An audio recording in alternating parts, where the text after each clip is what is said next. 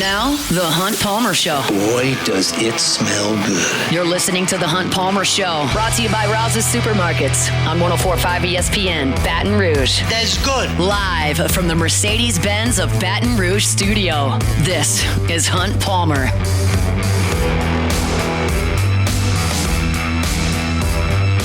Welcome in. Hunt Palmer coming to you from the Mercedes-Benz of Baton Rouge studio downtown in the capital city on this Thursday, first show of 2025, brought to you by Rouse's Markets. Jacob Beck and Cassie Spazzali back there on the ones and twos. Fired up that you're hanging out with us here on this Thursday. Luke Johnson, I think, is going to be with us in 15 minutes. Was a little late in sending the confirmation text to Luke. We've had to move things around ever since Darren Rizzi took over. So we'll try to run Luke down at some point or another, talk about the Saints as they get ready to finish their season in Tampa coming up on Sunday. College football playoff, most of it in the rearview mirror. A little bit more coming up in 2 hours from right now. We'll talk about it. I've got some predictions for LSU sports in 2025. We'll get to in hour number 2. Chris Blair, the voice of the Tigers, talking Texas Bowl as well as LSU opening conference play in hoops coming up on Saturday. So lots to get to with the voice of the Tigers. They're fired up that we can get this thing rolling here in 2025. We'll start the same way we start each and every day, and that's with our Genesis opening drive. It's time for Hunt's Opening Drive, presented by Genesis of Baton Rouge. LSU wins the Texas Bowl back on Tuesday night. 44-31 was the final. And look, I told you entering the game that the result to me was not necessarily all that important. I'm not going to hide from that since LSU won the game. I certainly would have stuck to that had LSU have lost the game. But I did say entering the game that, hey, I think it's going to be fairly competitive because Baylor's kind of got its whole team from a group that's won 6 in a row, albeit against pretty mediocre competition. And LSU was probably a better team than Baylor in the season and had been compromised a little bit offensively, so maybe you knocked them down a peg. Probably going to be a fairly competitive game. And it was a fairly competitive game. I will grant you that. I thought LSU was the better team, and I thought LSU actually played pretty well. Now, there were issues, but those issues, in my estimation, were masked because LSU's quarterback is really freaking good. I said that on the postgame show on the network, and I will say that here locally.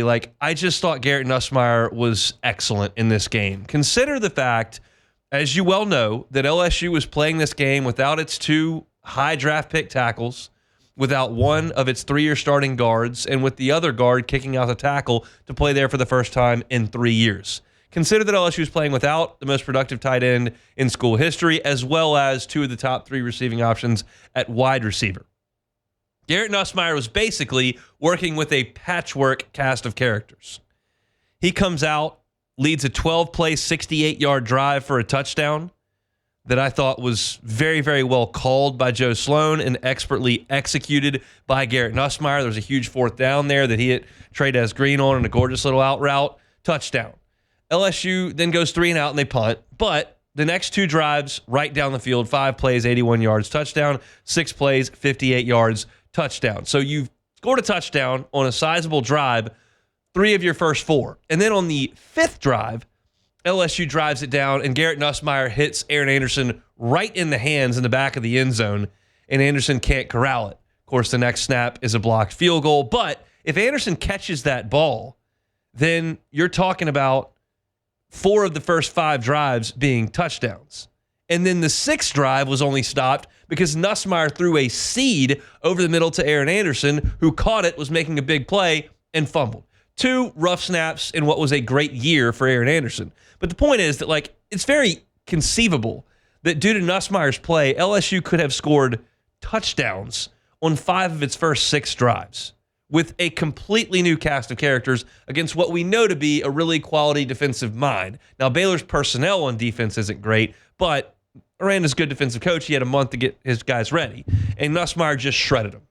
And when the night was done, Garrett Nussmeier finished with another 300-yard game, his 8th of the season. He throws for 3 touchdowns, could have easily been 4, could have easily been 5. And he used guys that he hadn't had to use all year. So to me, my biggest takeaway in this game was that Garrett Nussmeier is a dude. And I understand that he made a terrible throw on that interception. It was a terrible throw. It was. and he's got to eliminate that portion of his game. But trust me, I would rather try to eliminate one throw a game than try to improve 20 throws a game that aren't any good because your quarterback's not a very good player. And y'all have to remember that we watched a lot of that over the last 20 years in Baton Rouge.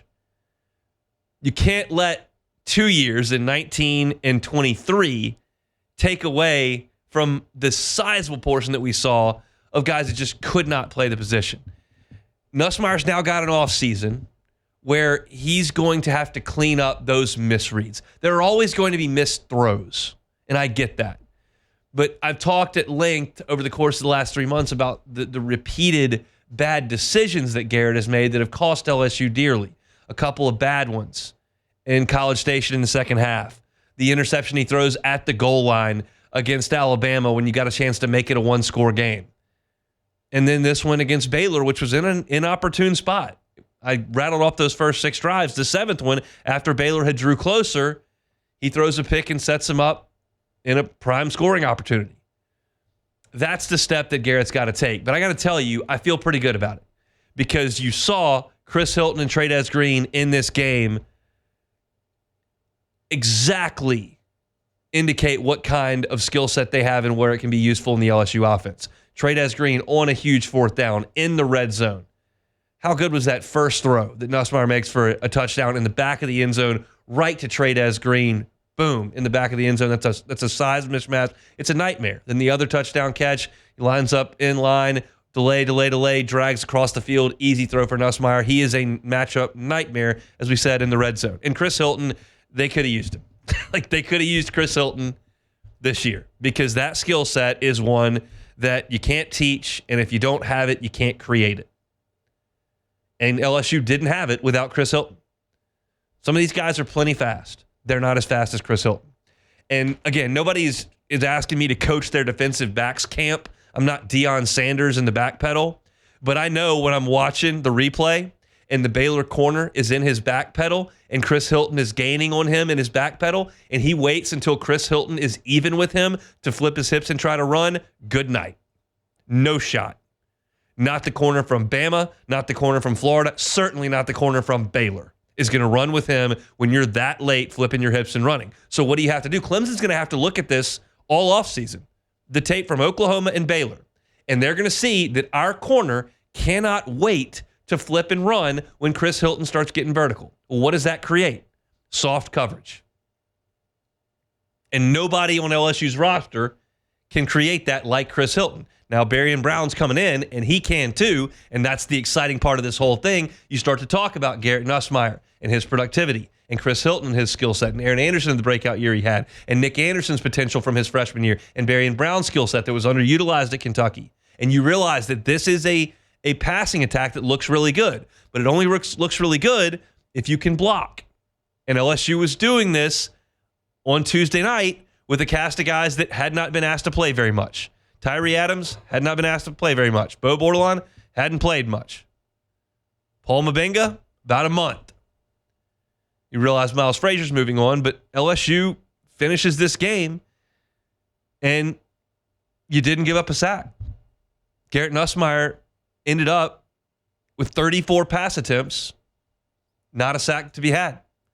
That's impressive stuff. Baylor's not some elite squad, but again, it's these guys' first time. And you've already gone and gotten Braylon Moore at center. You've gone Northwestern to bring in a tackle. And you're probably not done there. This was always going to be kind of a look towards next year.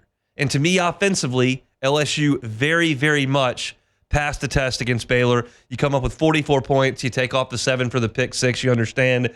But that's a really good offensive effort. And to me, the biggest story from this game was Garrett Nussmeier using these weapons to create a potent offense. And there's going to be a reason why when we get to July for SEC Media Days and to August for talking season, that Garrett Nussmeier is going to get a lot of Heisman hype. I'm not telling you he's going to win the Heisman. I'm not telling you he's going to New York guaranteed. I'm not telling you that LSU is going to win the SEC or be a college football playoff team. What I'm telling you is that you've got what I deem to be, my opinion, the best returning quarterback in the Southeastern Conference. I'm sure there will be folks in Gainesville that say they do. I'm sure there are probably some folks in Knoxville that feel like their guy's a year away. I'm sure there are people in Austin, Texas that are feeling pretty good about whichever guy is taking the snaps for them. I'm sure there are folks in Oxford, Mississippi who say it doesn't really matter who our quarterback is because we got Lane Kiffin and we'll score points anyway.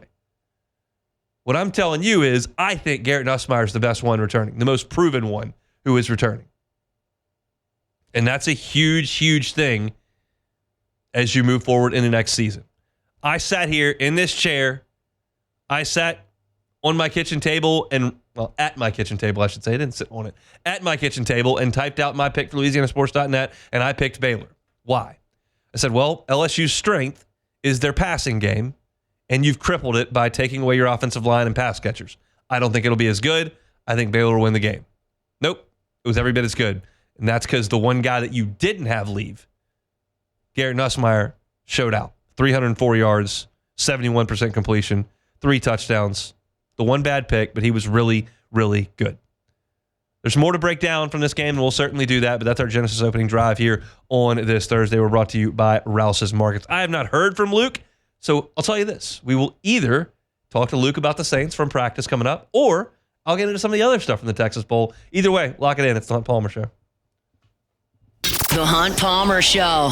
Highland Insurance Group, HighlandIG.com is the website. Happy New Year from the folks at Highland Insurance Group. If you're a business owner and you're not real sure about your current insurance policy or would like to have somebody look over it, let the Highland Insurance Group take a look at it. It's a great time starting the year to get all your ducks in a row. And what I always tell you about insurance, it's important that you do that proactively and not reactively, because once the accident has already happened, once the breach has already occurred, once the lawsuit is in motion, it's too late. So have Jonathan Carver and his team at the Highland Insurance Group help you. They should be a trusted part of your team, like your attorneys, like your CPA. Insurance is that important when something goes wrong. You can find them online at HighlandIG.com. It's the Highland Insurance Group, HighlandIG.com. You're listening to The Hunt Palmer Show, brought to you by Rouse's Supermarkets.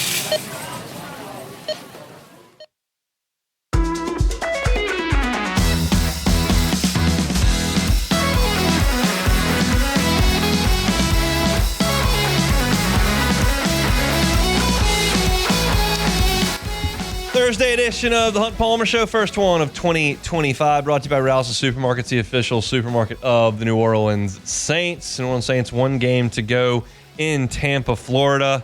They'll finish out the regular season, and then all hands on deck for an offseason that will involve a head coaching search and the new era of New Orleans Saints football. Covering all of it for the Advocate is Luke Johnson. He's with us each and every Thursday. Luke, Happy New Year. How are you?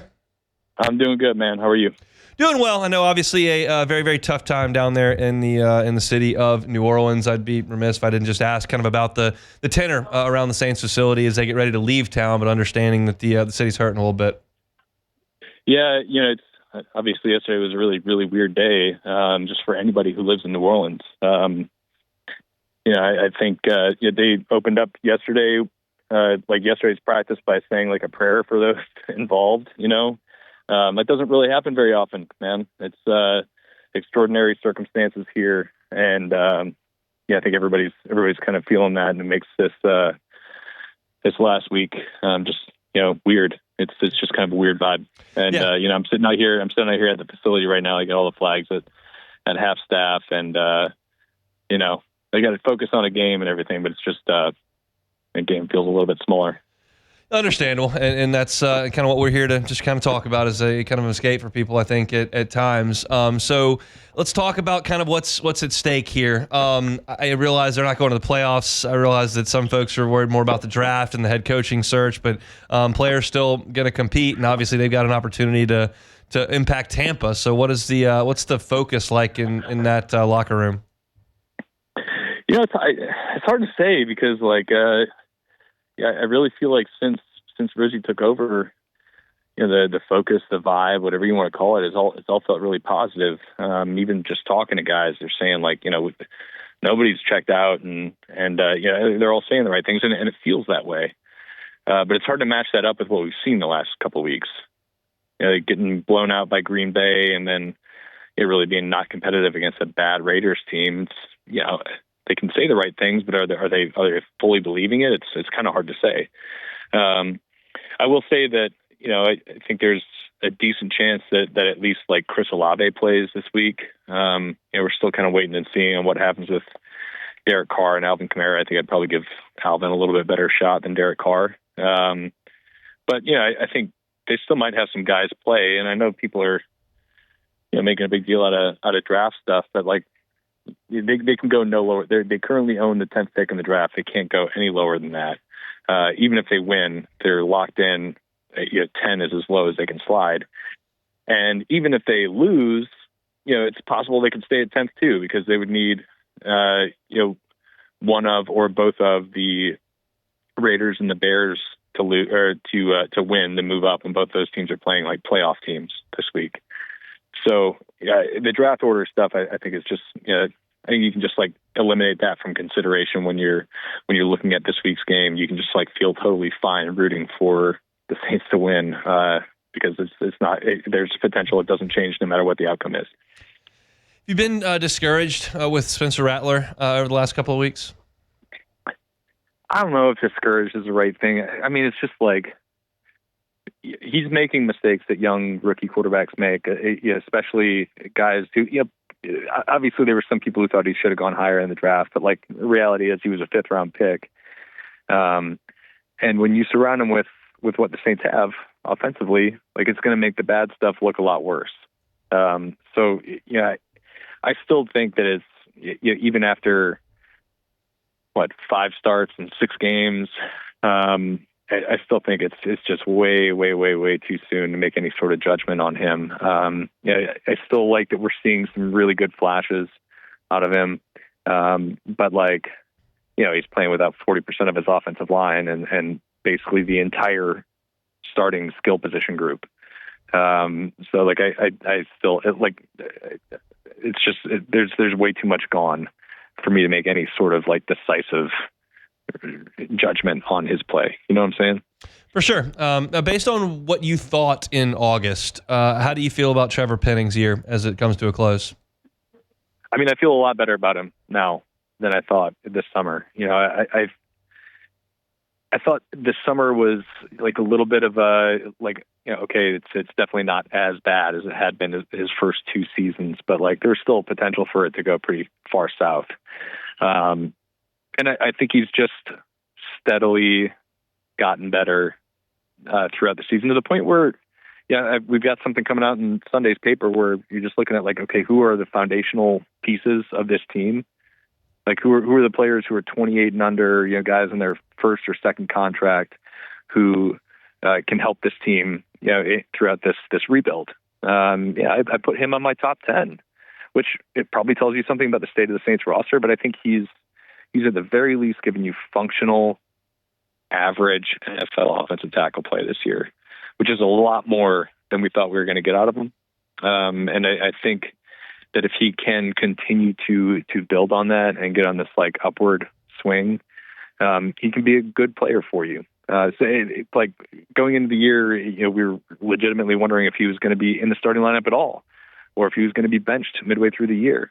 And he's been like kind of one of the only guys on this team who's been there down in, down out, snap in, snap out. And he's played well enough to be kind of penciled in as the starter next year as well.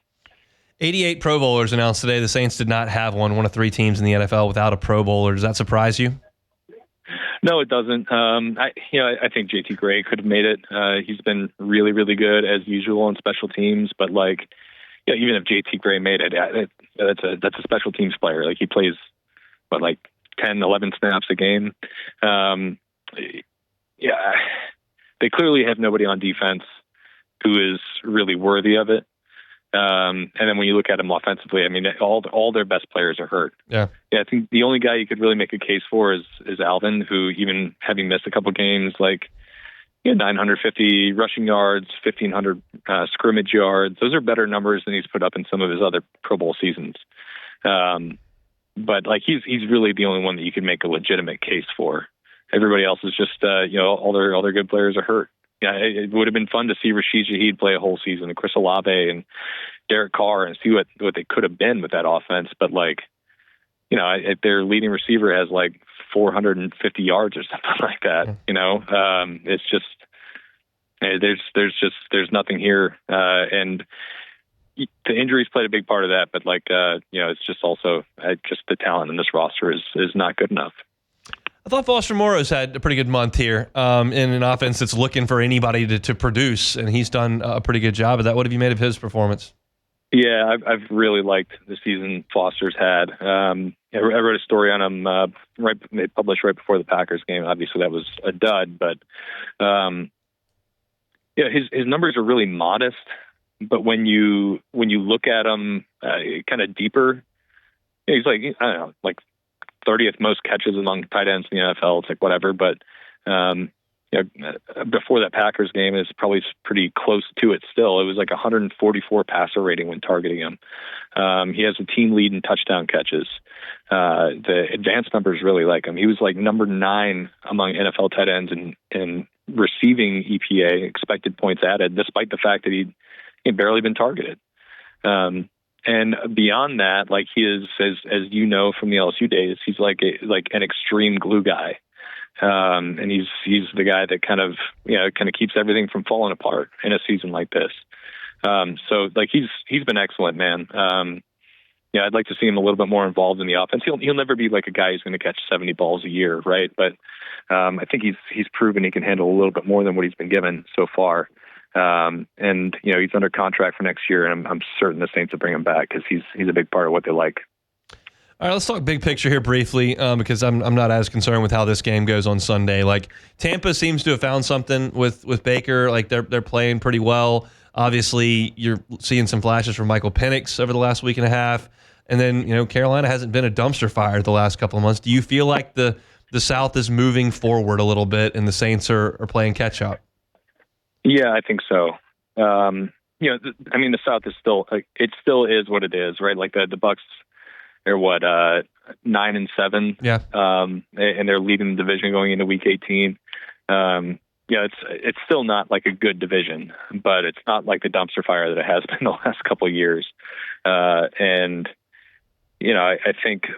it's going to be harder for the Saints to win. And I think that's probably, it's probably good for them to take that little dose of reality, right? Because with the division being what it was the last couple of seasons, that's why we saw the Saints still be very aggressive in how they manage their roster, because it looked winnable. Like it looked like a division you could make the playoffs in. I think that's a little less certain now for the Saints. It might be just time to kind of bite the bullet and do the hard thing here, because we've seen this roster, like some version of this roster for the last 4 years just hasn't gotten the job done. And now it's just older, They have 48 players on the roster this year, including guys who are on IR, who are 28 and younger. Only 3 of them have made a Pro Bowl. That's Eric McCoy, Rashid Shaheed, and JT Gray. And 2 of those guys made it as specialists, and McCoy was the only one they drafted. And this is guys who made a Pro Bowl in a Saints uniform. Obviously, Chase Young made it with the Commanders. But, they've got to get younger, and they've got to get young impact players. Like the draft is going to be so important for them this year and frankly, the next couple of years. Because, this thing that they have going right now isn't working. And like you said, the other teams in the division are getting better. Certainly appears that way. One more. Enjoy your travels to Tampa, and we'll talk next week, Luke. Thanks, man. Sounds good, buddy. Luke Johnson at @ByLukeJohnson on Twitter. You can follow him there for all your Saints coverage. We mentioned there at the top there, just obviously a really, really difficult day in the city of New Orleans yesterday, and honestly, it impacted our Guarantee family in multiple ways. The tragic attack there on Bourbon Street. For those that aren't aware, Tiger Besh, Jack Besh's older brother, was struck and killed in the accident. Tiger's uncle Blaine worked with us here for a number of years. I actually shared an office with Blaine for over a year. Just a great guy, great friend, and obviously tragic situation there for the Besh family. Our thoughts very much with them. And then if you were listening to Live at Lunch earlier at the beginning, Charlie started their show with talking about EJ, Jimmy's son, who just graduated from Episcopal, had 2 friends that he was with on Bourbon Street 10 minutes before this event occurred. EJ got out, and his His friends did not, and one of them is no longer with us. The other is still in hospital care there in New Orleans. Just an awful, awful situation for all those involved there, and certainly few of our folks here at Guarantee. So our thoughts and best wishes are with everyone here for this senseless, awful situation that went on yesterday on Bourbon Street. I wanted to briefly to mention that. I understand that there are things that are far, far more significant than sports here, and we're going to do a sports show, so I wanted to mention that very much. We will go to break, and then we'll come back and we'll talk some college football playoff here on the Hunt Palmer Show. The Hunt Palmer Show. Genesis of Baton Rouge. GenesisofBatonRouge.com is the website. Every car that is on the lot is online at GenesisofBatonRouge.com. There are some things that just come with your purchase of a Genesis over at Genesis of Baton Rouge. How about 10-year, 100,000-mile warranty? How about 3 years of complimentary maintenance? How about valet maintenance as well? Just could not be more convenient. Life is busy. We got places to be, got folks to see. You don't have time to sit there and have them work on your vehicle and take up half your morning. Well, Genesis takes that stress away from you. They'll just come get your car. They'll bring it in. They'll handle the work. They'll leave you a vehicle, and when it's done, they'll drive it right back to you. Whether that's at the home or at the office, Genesis is here to make things as easy as possible. If you're on airline near PQ, stop on by. They're across from Women's Hospital. Fantastic team, amazing facility, and a really, really unbelievable line of vehicles at Genesis of Baton Rouge. It is the only fully exclusive Genesis dealer in the state of Louisiana. It's 2025. You're looking for a new ride. Genesis over at Genesis of Baton Rouge. This is the Hunt Palmer Show, brought to you by Rouse's Supermarkets.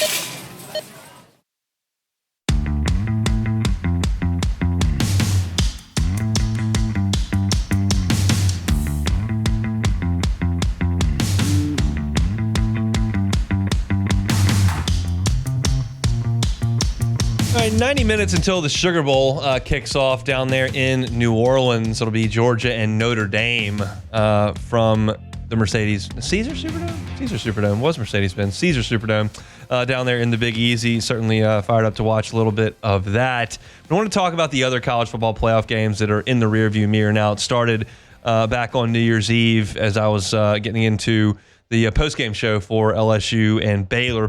Penn State just took it to Boise State. 31-14 was the final. I just thought Penn State was a much bigger, more physical, just more dominant in the game. You look at the box score simply without even watching the game, and you can realize that Ashton Genty, it took him 30 carries to get to his 100 yards, and a lot of that was late in the game when the issue was well decided. Penn State really bottled him up early. They went to the half leading 17-7.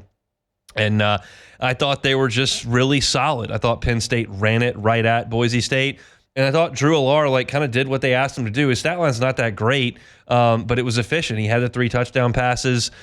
He feels like he can always go to Tyler Warren when he needs to go to Tyler Warren, and he did go to Tyler Warren when he needed to go to Tyler Warren. Had the 2 touchdown catches, including the one early. I think Penn State's pretty good. I realize the narrative that they can't ever win the big one, and I'm not going to give them a ton of credit for beating SMU and Boise. We'll see what they can do in the next round and whether or not they can validate themselves. But I do think they have a pretty good football team. I don't think they're a complete fraud. I think Boise State had no business being in the field. I've said that many times, and that seems validated. SMU seems validated. Of course, we're going to talk about Arizona State here in a second, and I'll put my hand up there and we'll talk about it. But to me, the story of this game was not that Boise State shouldn't be in the playoff. To me, the story was that Penn State played a pretty damn good football game, and they've really had a nice season. Yeah, they lost the 2 biggest games on their schedule. I didn't think they were completely outclassed in either of those games. I thought they lost them, and they usually lose big games. And you're not going to get anybody won over by beating Boise State, but I thought that they looked like a solid football team in that game. You move on in the games that we saw it's not the weekend. It feels like the weekend over the last couple of days. And you talk about the Texas-Arizona State game in the Peach Bowl, and that was an absolute classic. And I realize that everybody just wants to talk about the targeting foul, and I'll start with that. That's targeting. I hate the rule. It's a stupid rule. It's absurd that folks are kicked out of games because they're moving really, really fast and helmets happen to touch. But in that instance, a defenseless receiver turned around and the safety used the crown of his helmet to hit him in the head and neck area. He did not launch. That was the only thing that he missed from that, but I haven't heard any dissenting opinions outside of the actual ref that made the call that would suggest that it wasn't targeting. It looked like it clearly was. And I was sitting there in my living room going, man, they're going to decide a playoff game based on this stupid rule. And I get the fact that we've got to protect football players. It's a violent sport. We're trying to be as safe as we possibly can. And I can't quibble with the intent of the rule. I think its enforcement has been laughable over the last 10 years. And I think that the consequence is far, far too severe. But I understand why they do it. And if we're going to have the rule there, I think we're probably going to have to enforce the rule. So I think that they absolutely whiffed on that one. And it probably cost Arizona State the game. It doesn't certainly. They would have the opportunity to go down there and kick that field goal or get in the end zone. But I want to credit Arizona State, a team that I completely discredited for showing up and for fighting for 60 minutes.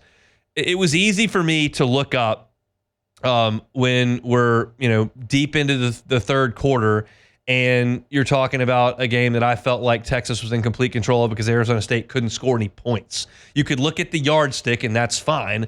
Texas ran a punt back, which is going to not allow their offense to have an entire drive to try to go get some points, try to go yards. But in terms of points, like Arizona State couldn't get touchdowns, and they bowed their neck in the fourth quarter and went and got 2 touchdowns and 2-point conversions. And that was gritty and gutsy and really everything that Arizona State has been. Do I think they're uber talented? I don't. Do I think they got a bunch of 5-star recruits? I don't. Do I think they have a bunch of first-round picks? I don't. I think that Penn State and Texas and Ohio State and Georgia do have all those things. And that's what I want to see at the highest level of college football. But I understand that in this instance, like Arizona State showed they were game. And Sam Leavitt made some scrappy plays, especially with his legs. Scadaboo did everything he could possibly ask. I was curious if he was sick when he threw up. Says, no, I just drank too much water and it was sloshing around a little bit, was what he said in the postgame. But that's a warrior. That's a guy you want on your team. And I don't think that was news to anybody that's watched any college football this year. But for him to go 30 carries for 143 and 2 scores, complete a 42-yard pass, and have 8 catches for 99 more, I don't know how you could argue with that performance. That's as good as it gets. Texas, the funniest thing for me is that their entire season was coming down to a young man named Bert Auburn with wildly crazy hair. And it looked like he was going to have to move out of Austin forever after those 2 missed kicks. I mean, because you got to think about this. If your name's Bert Austin and you've got that kind of hair and you miss those 2 kicks to potentially... You say Austin? Auburn. There you go. Close. It's a different college town in the SEC. It would be really cool if his name was Bert Austin. It would be. But Bert Auburn, if your name is Bert Auburn and that's your hairstyle, you can't hide in Austin. Like you're going to be known wherever you go, and you're going to be the guy that missed these 2 kicks that cost Texas a possible national championship. So he's thankful that he got let off the hook. Ewers, to me, I mean, you got everybody on Twitter calling for Arch Manning to go in this game. Everybody's calling for it. And for him to step up and make that throw on 4th down into the back of the end zone was incredible. I mean, that was a great throw. And there's a great picture that I saw on Twitter where he throws that ball. Now, he can read it, but he throws that ball, not unlike Nussmeier in the Ole Miss game on that 4th down for the touchdown. His wide receiver had not yet crossed the safety's back to get back there. He wasn't wide open yet. When he throws it and you see the camera pan and you see the wide receiver in the end zone, you're like, oh, that's a wide open. That might be a coverage bust. He wasn't that open when Ewers delivered it, and he made that throw decisively and on the money. That's like the most important thing for a quarterback in those moments. You want to make sure everything's perfect because you know if you screw it up that you lose. But the great ones and the guys that make those plays have to know you have to be decisive and go. And he did. The guy was not wide open when he let go, and he threw it right to the spot, and it was a gorgeous throw and catch for the score. I thought that Steve Sarkisian did the right thing, kicking the extra point and not going for 2. I think he had the better football team, and that ended up paying out as Texas gets the touchdown and 2-point conversion in the second overtime, and then Arizona State throws the pick there to close it. But that's That's what we're looking for in the playoff games. That was awesome to watch. Hand up, I completely discredited Arizona State. They showed they were game. Do I need to see the Big 12 earn a bye into the playoff really ever? No, I think it's a garbage league. But Arizona State played. They were game last night, and they deserved the spotlight and deserved to hold their heads up for a heck of an effort there against Texas. And then you've got the Rose Bowl, which I'll be pretty honest, stunned me. Like, I picked Ohio State to win the game. I thought they would win the game. I thought they were better. We talked ad nauseum in December about how weird I thought it was, how fixated they were on the Michigan game, even though that didn't matter anymore. But for them to come out and just absolutely waylay Oregon, to get up 34 points late in the second quarter, shocked me, because I think Oregon's got a good football team. But it just goes to show that, like, some days you just don't have it. And when you're facing a team like Ohio State that's got that much talent, that is why I'm telling you I don't really need to see Boise State, because I want to see these teams. But I do understand there aren't 12 of those teams. So at times you're going to get Georgia roasting somebody. At times you're going to get Ohio State roasting somebody. That's just the way this sport is. It's not necessarily the NFL, where everyone's kind of on the same level. There are a lot of levels in college football, and some are very far apart. Oregon, I believe, is on Ohio State's level to a degree, and they showed that because they beat them earlier this year. The game was at Allison, you understand that. But I gave that great Bill Connolly S&P stat before the game when we were breaking it down on, I guess that was Monday. I think it was Monday. Oregon had a lot of things go right in that game in Austin, and they won it by a hair. And obviously everything went wrong in this one, but Ohio State is the best team in the country when they're playing well. But we have seen them at times not play well. So we'll see what we get. I don't believe that Will Howard is the same skill set as some of the great quarterbacks we've seen over the last 5 or 8 years. And I think those guys are what separates those phenomenal teams. I think he's really good, and I think the guys he's throwing it to and handing it to are sensational.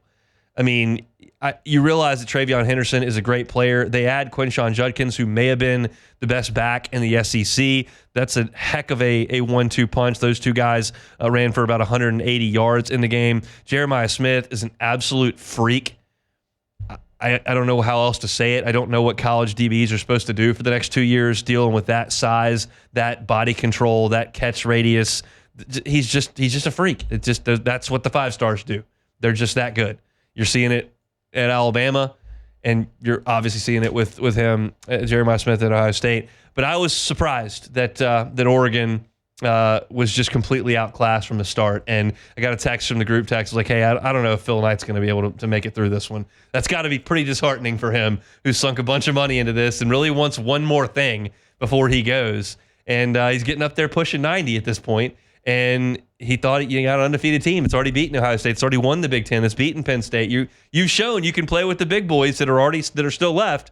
And to go out to the Rose Bowl and just get absolutely annihilated is got to be really disheartening for everybody there in green and gold. But Ohio State's going to be a force, and we'll see what they can do against the Longhorns in Dallas coming up next week. All right, we'll step aside. When we come back, there's always opportunity.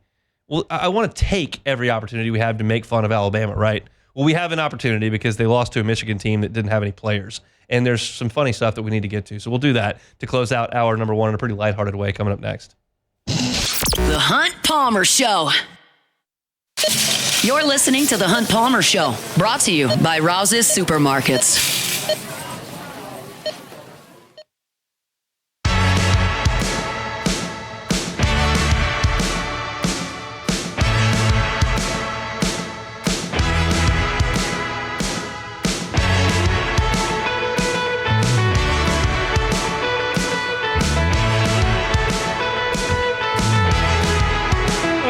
Remind you to download that Rouse's app. Makes your grocery shopping so easy. I know a lot of folks trying to eat a little cleaner in the new year. Rouse's can help you do all of that. Download the Rouse's app. Get your grocery shopping done there. If you don't have time to go in the store, you can get your personal shopper to do it. Just pull up to that window. They will pull it right next to the front door. They will put it in your back of your truck, and you can head on down the road. Rouse's awesome partner of ours here with Guarantee Media. official supermarket of the New Orleans Saints. Rouse's, this feels like home. All right, always a great chance to make fun of Alabama when we can. Matt does a little bit better job than I do on a day-to-day basis. However, I get a kick out of when they lose, heading over to see some of the post-game reaction, both on Twitter and on the internet, wherever I may. And one of the places that I generally go is Locked On Bama. I think that Luke Robinson and Jimmy Stein are entertaining to me when they lose. Luke Robinson's the voice you're going to hear here in a second after Alabama lost to Michigan, who one was a 7-win team this year, and two had half its defense opt out, and Alabama still couldn't get anything done because Jalen Milroe turned the ball over 3 times in the first half. So you're going to hear the voice here of Luke Robinson from Locked On Alabama, and I got a chuckle out of it. I think you probably will as well, because as you might imagine, they're not taking it very well. Luke Robinson has twice this year said that it was the worst loss in Alabama history. He said that after the Vanderbilt game. He also said it after the Oklahoma game. So here's the voice of Luke Robinson from Locked On Bama after Alabama lost to a terrible Michigan team with half its players out in the bowl game. This episode is brought to you by depression. Thank you, every for joining us. Thank you guys for being live with us right now. Every time I think things can't get worse, they get worse. Milroe's going to catch a lot of heat, and he should. He played terrible. God, he played bad. He looked like a guy who doesn't want to be drafted unless it's by the military or something. He played like that the last 4 or 5 games. DeBoer,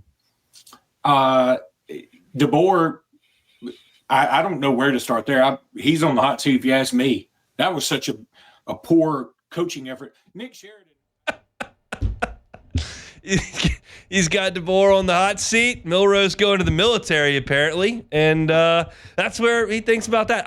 This was so predictable. It was so predictable.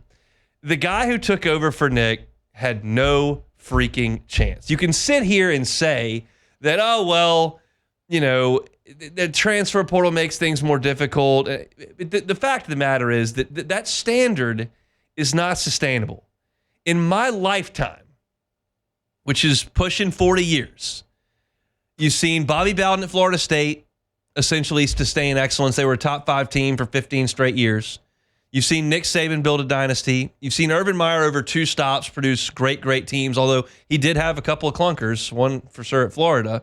You've seen Kirby Smart go on a heck of a run here, but that's kind of it. Like, that's Pete Carroll. Pete Carroll did it too. But nobody else has been awesome every single year. And the guy that took over for Nick was never going to be awesome every single year. You can say it's a cushy landing spot and Nick had set the runway up. He's the best ever. And what Alabama fans were never going to truly understand until he left was that it wasn't the Crimson A, it wasn't Bryant-Denny Stadium, it wasn't Denny Chimes or the $1 Million Band or Big Al or the fans or the state. It wasn't any of that made Alabama the preeminent football program. It was one guy, and he's gone. So they got to play with the rest of us now.